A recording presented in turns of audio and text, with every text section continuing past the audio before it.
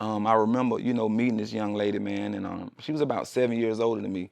So, me wanting to become a man and pretty much get out the hood. Yeah, pretty much get out the hood. So I was seeking. I'm looking. I'm trying to find out what I need to do, but I decided to just go ahead and get into a relationship, knowing that she was older than me. I felt like that was the benefit because now I can have a woman that can teach me, what I'm saying, how to get some stuff and how to, improve and better myself. So, man, we pretty much got in a relationship, man. Everything got real good. We end up getting married. I married her when I turned like 18. And we had a good little life, man. We were doing pretty good. But I did find myself, working and not being able to really get no money or have no money. It's like I was just working just to pay bills. And she was pretty much the breadwinner. She was the breadwinner of the house, man. And me just helping doing a little bit that I'm doing, you know what I'm saying? It was cool. So as time, grew by, I was working at this restaurant called Captain D's. I ended up stopped working there because it wasn't making me enough money. So I started, working, doing like working for this warehouse, and in the midst of this warehouse, I'm pretty much doing my thing there, working. And I'm cutting hair. I had started cutting hair when I was 11 years old. So I was still, cutting my hair, but I was working at a warehouse trying to get a little bit more money. Here it is. I noticed how, at the time she's my wife, and I was working. She's supposed to have been working, but she was at home, she say that she's she said that the thundering, the lightning and thundering and whatnot was going on because it was raining real bad that day. And she said that she heard somebody like just break in the house. She heard the alarm go off. So it scared her to the point where, she didn't know what to do. So she ended up jumping out of the bedroom window. And when she jumped out of the bedroom window, she crushed her ankles real bad. And which caused her, what I'm saying, to be out of work. So here it is, she out of work. I'm trying to, keep up with the bills and stuff like that, knowing that she was the breadwinner. But, I was doing my little thing. Mind you, every time I got paid, I pretty much came home, brought her my check. You know what I'm saying? Made sure she just give me what I needed, what I'm saying, to just carry out through my next check. You know what I'm saying? I ain't really do too much. You know what I'm saying? So in the midst of that, things started getting hard because once she had crushed her ankles, she had to get them pins and stuff in her legs. So she was out of work, man, for some, a couple of months, some good little months. And in the midst of that, it had the pressure on me even the more. Now that's what was getting to me. The pressure was on me even the more. So I do recall one time, I was looking at doing the math and stuff on my checks and stuff that I was supposed to be getting, and bills are coming up and rent is due. So I remember going to it and I'm like, well, hey, I'm not able to, handle, all the bills. You know what I'm saying? So I'm gonna need a little help on the bills. So she was like, dude, you the man. You know what I'm saying? Hey, you got to do what you got to do. You know what I'm saying? So I'm like, yeah, I feel that, but hey, I mean, we were doing the thing half and half. Now you without, and it's like it's causing me to do it. So my thing was, well, maybe you know what I'm saying, we can borrow some money, from a family member or something. Then she just started, snap. Oh no, I don't do that. I don't borrow no money from nobody. You know what I'm saying? I'm independent. I don't depend on nobody. Okay, I understand that. But we had a situation where we, short on the rent. You know what I'm saying? We need to get it. She said, dude, you the man. You need to put the pants on and act like the man. So, I mean, I've heard that before in the sense of, me growing up and understanding. I went to my mom or my grandma and said, hey, I ain't got no school clothes or I ain't got no food. She'd be like, boy, you better go out here and get it like the other little boy getting it. You know what I'm saying? So I'm familiar with that convo. So with that, it actually just showing you how just how things happen now. Just I'm talking about, say about 2-3 days after that, me and her had that little, conflict or whatnot in that discussion. I end up wanting to get me some food or whatnot. So I decided to go to the Captain D that I used to work at. No longer work there, but I decided to go through there, get me something to eat. So in the midst of me going there to get something to eat, it was funny because the manager of that spot. He was like my homeboy. You know, I used to, when I was working there, me and him used to work together. So the thing is, it was funny because when I pulled up at the window to order my food, he come to me with this, you know, hey man, I want to holler at you about something. You know what I'm saying? So I'm like, okay, cool. You know, not really knowing what he want to talk about, but I'm with it. So when he started telling me what he wanted to holler at me about, I'm like, So we started, you know, talking about him, you know what I'm saying, saving the money up and me coming in and slick like robbing the spot, you know what I'm saying, doing some little foolish stuff. At the time, I'm desperate though, you know what I'm saying, shoot, I need me some bread. Wifey already done told me, you know what I'm saying, I need to put the pants on, act like a man. So, you know, I felt like that was an opportunity. And then by it being a setup job, I know it's simple. It got to be simple to do it. I mean, I'm not finna shoot and kill and let and die. You know what I'm saying? All I got to do is act like it, and I get the bread. Now, I ain't had the gut to just go rob no spot. That ain't the type person that I was. You know what I'm saying? So I had to go go back to the hood. So I went to the hood and picked up one of my brothers. So man, we link up. So I told him, man, we went and got the ski mask. You know what I'm saying? We put the little, you know what I'm saying, the little stuff on, you know what I'm saying, to make ourselves look like, you know, we 200-300 pounds and we ain't nothing but 100, you know what I'm saying, soaking wet. You know, so we pretty much camouflaging ourselves. And in the midst of that, I remember, man, how the dude's supposed to not had nobody in the building. It just supposed to been him and one worker. And we supposed to been kicking the door in. In the midst of us doing it, we geared up, we run up in that guy, we go to kick the door in, the door just bust wide open. And I'm like, hold on now. So not knowing that when we go off in there, it's not just him and one coworker. It's him, his cousin, and 2-3 other coworkers. So that was not part of the deal. You know what I'm saying? That's what I really feel like made things even worse. So it was crazy though, but you know, me and my bro, man, we just stuck to the script. You know what I'm saying, man? We went off in there. You know, I had the pistol. It was just one pistol. I had the pistol. I drew down on him. You know, when I drew down on my brother, he just going straight fed on him. He punching folks in the face. He going in their pocket. He snatching watches. He going in. You know, I couldn't tell him to pipe down. You know what I'm saying? Because, hey, he just going. But me knowing that it shouldn't been that, you know, in the sense of, that was like a aggravated right there. He in there strong arming people now. He snatching stuff. So, but it was crazy, man, how we, you know what I'm saying, we drew down, we went on ahead. Old boy went in the safe. He got the little bread. Shoot, we wanted coins, we wanted pennies, we wanted it all. You know what I'm saying? So we pretty much got all the bread. We stormed up out of there, man. We, you know what I'm saying, we duck off, and in the midst of us robbing the place, you know, hey, we got a little couple of dollars, you know what I'm saying? I hate to say how much it was, because it actually just, you know, broke my heart to the point of me understanding I just wasted 10 years of my life, man, over a couple of bands. If I say it, probably like $4,500, man.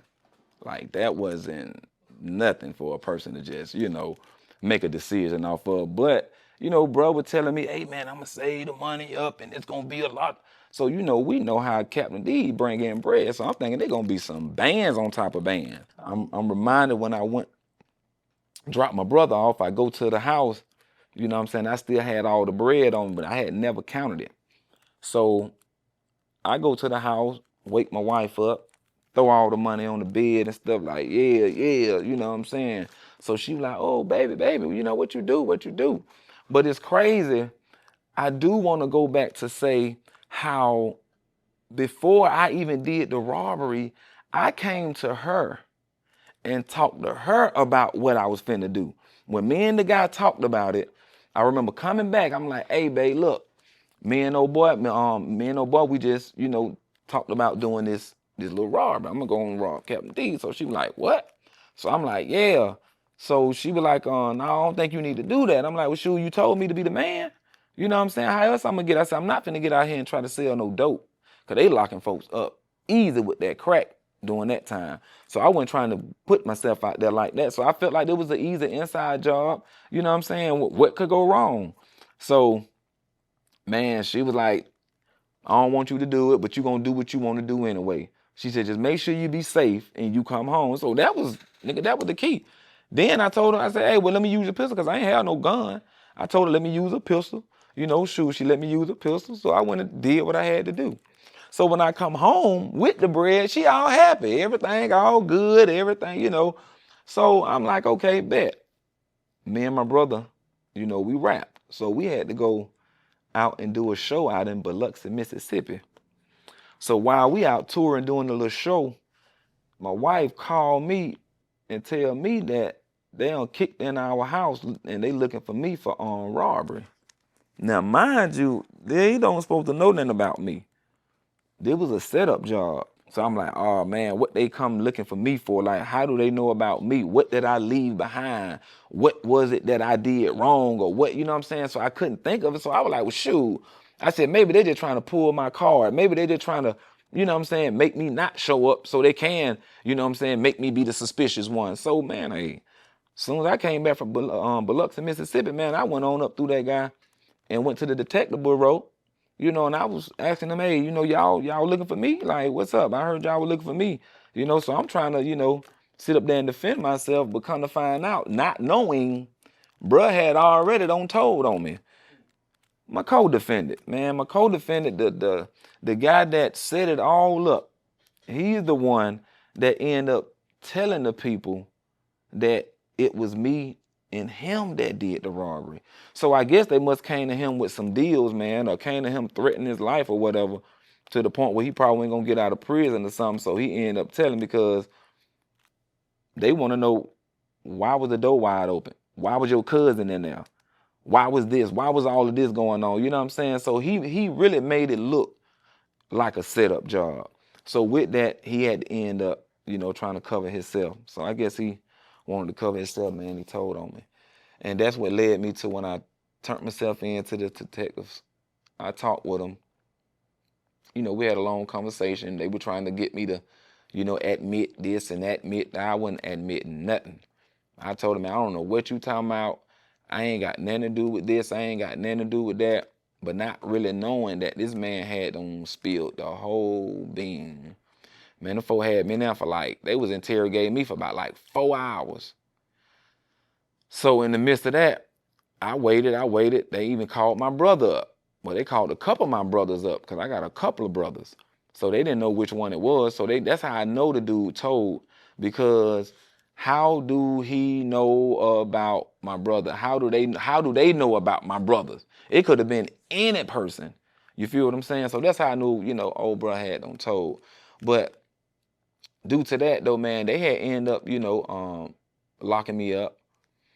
And once I got locked up, they were trying to, threaten me with 20 years, 25 years and all that for armed robbery, conspiracy of armed robbery, possession of a firearm in the commission of a crime. They had me for 8 aggravated assault charges. It wasn't even 8 people in there. So how you gonna have 8 aggravated assaults on me? So, make a long story short, man, they end up, finding me guilty. I had went on here pretty much plead out. I just said I go ahead and take this plea deal because, once old boy had don't spilled the bean, it wasn't nothing I can do. And I realized how they pretty much gave him I think he probably did 6 months. He probably took a deal for probably a 5 do 2 or something like that. And you know how that go. Once you go down the road, you know what I'm saying, after 6 to 7 months of you being processed in the system, they gonna pretty much let you out on parole anyway. You know what I'm saying, or probation or whatever the case may be. But by me having that hard charge on me, when they hit me with the armed robbery, possession of a firearm in the commission of a crime, and conspiracy to commit armed robbery, and by me taking that plea deal, 15 do 10, I had to do every day of that 10 years. So it was crazy, man, how when I went in, though, and I was, I manned up to it, you know what I'm saying, because I know what I had done. I know that bro had told on me. So it was cool. I was like, man, really, it's time for me to just go ahead and make this bid, make it what it gonna be. So I remember when I was when I got incarcerated, I called my ex-wife. I called her. We was talking, and and I was telling her, babe, I'm manning up. You know what I'm saying? It was my fault, because she was crying on the phone like, oh, babe, I'm so sorry. I'm so sorry. You know what I'm saying? I feel like I'm the one that got you locked up. And I'm like, nah, you ain't get me locked up. I got myself locked up. And she was like, no, no, no. I said, no, babe, I got myself locked up. I'm the one that did what I did, and it is what it is. Like, I probably could have did something else, Well, I ain't had to do nothing illegal. She was like, no, babe. She said, because you remember when you was asking me about the money and saying how we need some money or some more money and for me to borrow it. I'm like, yeah. She said, babe, I had like $6,000 in my savings account. And I'm like, what? She was like, yeah, I had like $6,000. I could have loaned you the money, but I just felt like, I'm like, come on, dude, don't do that, man. Don't do that. So that there just took me off the roof. That's what allowed me to really see how people can be so selfish, man. They can be so selfish in themselves, within themselves, that they can cause harm, so much harm on a person. So it pretty much woke me up though, man. So my thing is, man, we can look at, the decision that we make in life, you know what I'm saying? And we can look at things as a mistake or even sometimes the hardship. We'll take that as in, man, the devil trying to do this, or the devil did, oh, it's the devil, or man, this is the end. But technically, I really been seeing that that's how God uses methods to bring us back to him. I'm kind of reminded of the scripture when it said that God will turn us over to a reprobate mind, man. That way where the devil can have his way with us and we'll have to come back to God. You know what I'm saying? So I felt like that's what it was. It was actually me already having a call on my life, already being designed to be in the place where I need to be. God knew what it was going to take to lead me down that path where I won't destroy my life. You feel what I'm saying? I'll only just gain it. And I think that's what it was. He used that tactic, you know what I'm saying, in that way of reeling me to get to know who he is, man. So, never shun, the circumstances, never shun the situation, never look at a storm as it's there to just tear you down. You get what I'm saying? Even when you're going through the fire, man, we got to look at that fire as a refinery, man, where it's going to refine us. And, so when we knowing that we're going through the fire, meaning just we got to go through it. We can't go step in it and stay in it. We got to go through it, man. And once we go through it, I really see how, man, God will turn us over and make us pure as gold. Pure as gold. And that is the goal. So, yeah, man, that's how I pretty much got caught up. And I say, found myself being rescued, you know what I'm saying? Like I say, people say that I was arrested. I thought I was arrested, but I wasn't arrested. I was rescued. But I do got a question for you. Okay. Is there a specific moment where you realize that essentially you were rescued in prison as opposed to being locked up in prison? Yeah. Yeah, that's the concept. It's like when you're in there, it feels like, well, not just it feel like, no, it is. Once you are incarcerated, you're actually bound. You know what I'm saying? And when you're bound, man, you pretty much can't do nothing but surrender. And in that form of transformation, I learned how to not just only surrender to the guards, to the officers. I learned how to surrender to, to God, man, and, just seeing how I was able to just deal with my ways. Yeah. Seeing myself for who I was. You know what I'm saying? That's what allowed me to just, be free in there. Got you. Now, of course, we appreciate who you are today, but I also want you to take us back. What was your emotion when she told you she had that 6,000 in the bank, in the savings? What you thinking? Let's dig in. No, listen, bro. I'm gonna tell you, and I'm gonna keep it 100, bro. I cried, bro. Tears literally came out my eyes, man, because it was like, I'm in here because you were so selfish. All the stuff I don't gave you, like, now anybody that know me, man, they know I would give you the jacket, the shoes, the socks. If you want it, man, I would give it to you. I don't want you to go without. I would go without just to see somebody else happy. So now, me knowing that, do I have a wife? I would give my wife my last.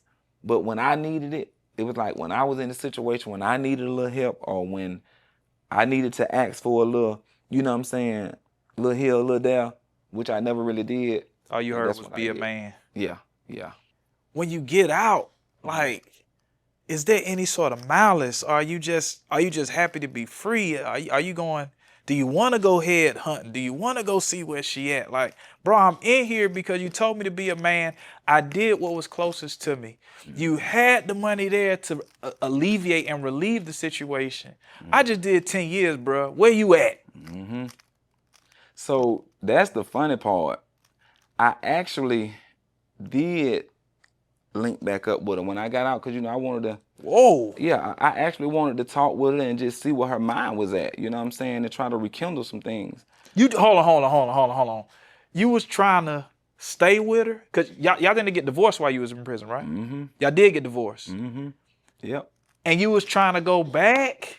Yes, I was, yep, sure did. I was willing to go back with that woman, man. I remember after me doing like 2 years, she was, I was calling, she was telling me, she wanted her life at a closure. And I'm like, a closure? Dude, I don't sign up here and made this decision. I'm in here. No, you ain't no closure. Closure is you finna close this bed out with me. That's what that finna be. You know what I'm saying? So like, dude, that really hurted me though. But by me hearing that so much and hearing it, but then like I said, I had to take accountability though, man. I had to realize the stuff that I had did, because during all of this time, she started getting a lot of feedback and a lot of females, or a lot of the trash that I had made in the past. That stuff started coming back to haunt me though. You know what I'm saying? So now she finding out all these females I had slept with. She found out all the stuff that I had did in the house and all. You know what I'm saying? So you bro. was bringing them in the house? What? Bro, I was foul, bro. Like, real talk. I was foul. So that's what I'm saying. It's like once I realized that within myself, then when she was coming at me the way she was coming at me and telling me she wanted life at a closure and she want a divorce, you know what I'm saying? She can't do this. She can't do the bid with me. I had to respect it. You know what I'm saying? And yeah, I had to respect it. Hey, man, but I ain't gonna lie though. I remember she said, I want my life at a closure. I want a divorce. I said, oh, I hung up the phone. I went to my Christian brother. Said, hey, brother, we got to pray. What? Well, I was finna snap in there, man. Listen, man, I felt like I ain't had nothing else. I felt like she was the only, bro, you got to think about it.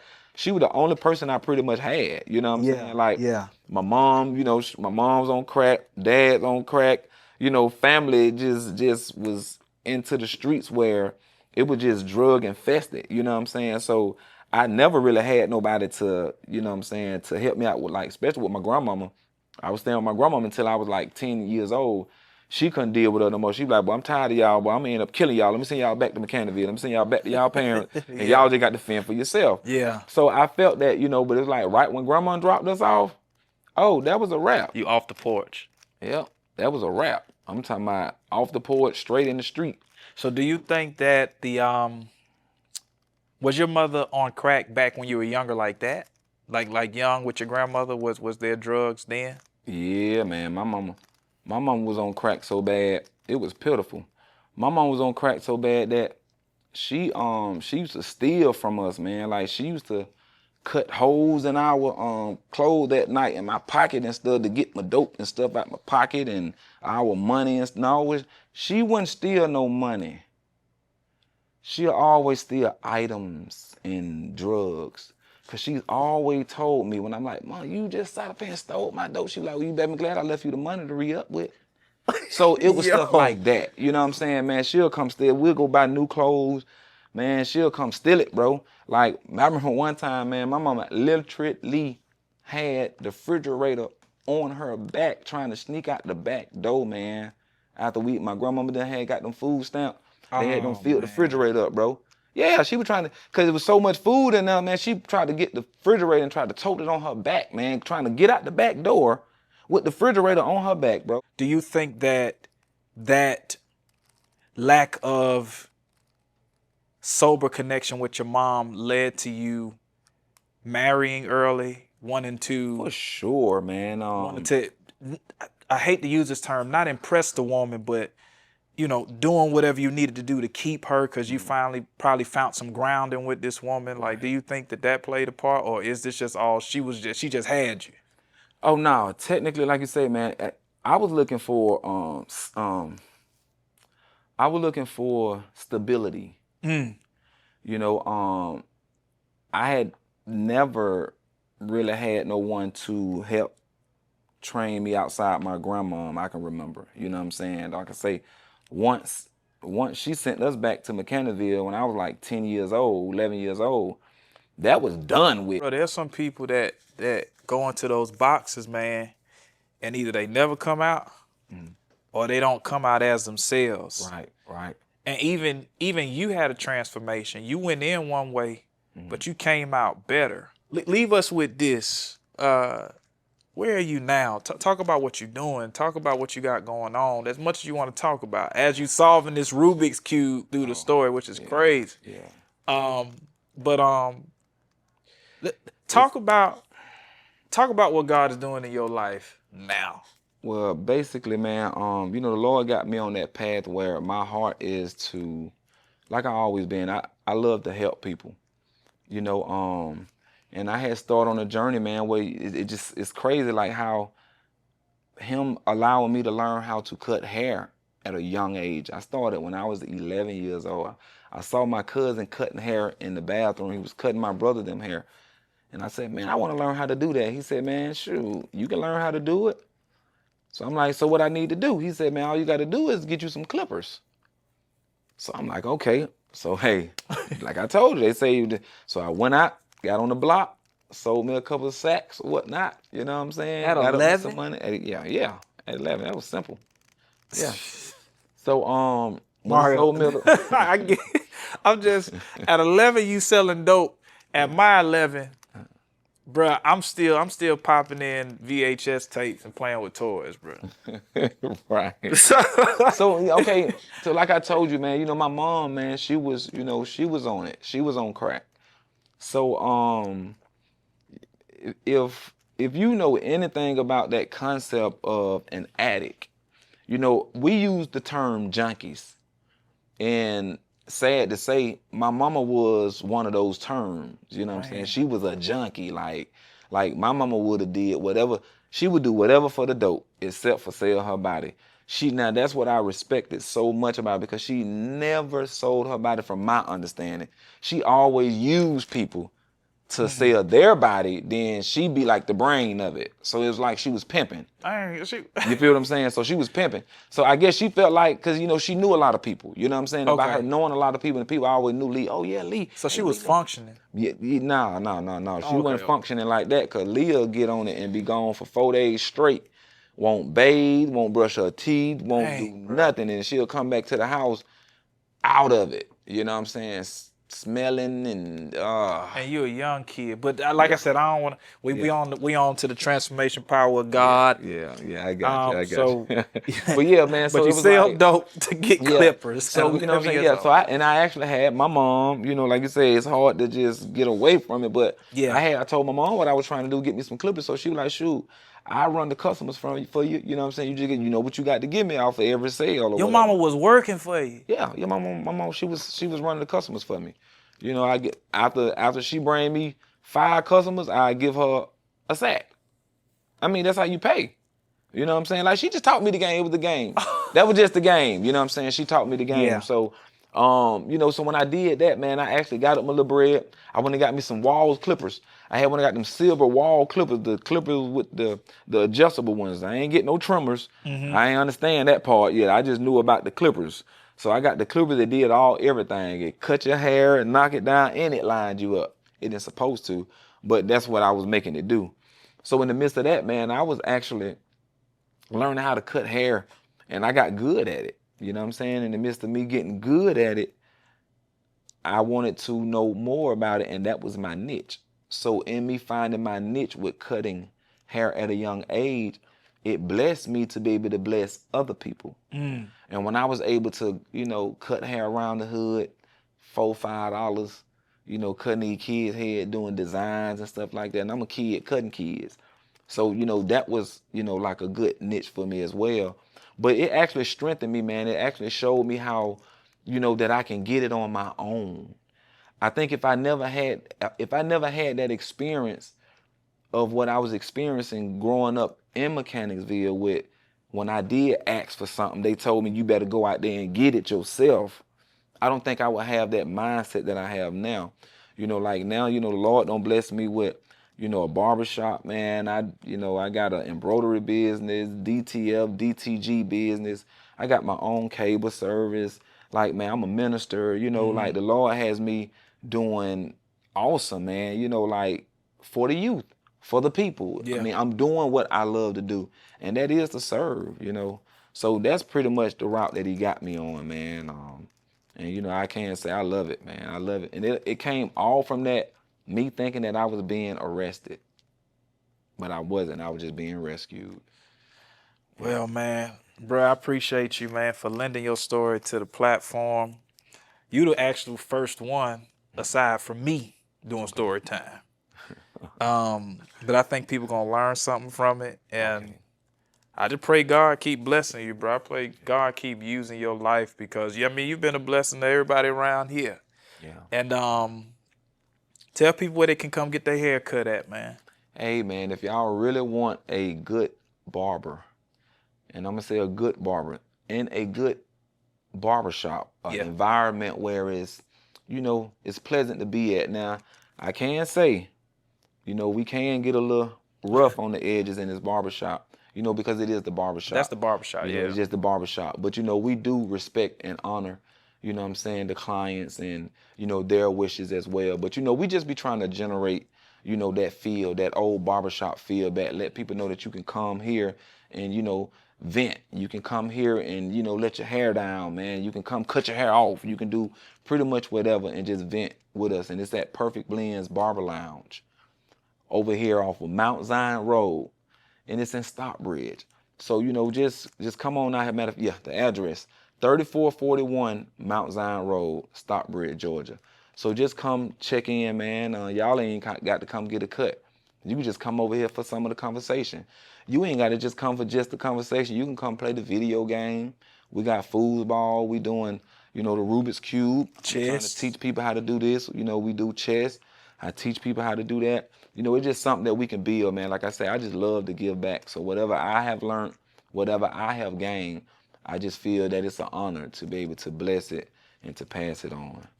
So. Yeah. Well, y'all, we out here. Peace. Peace.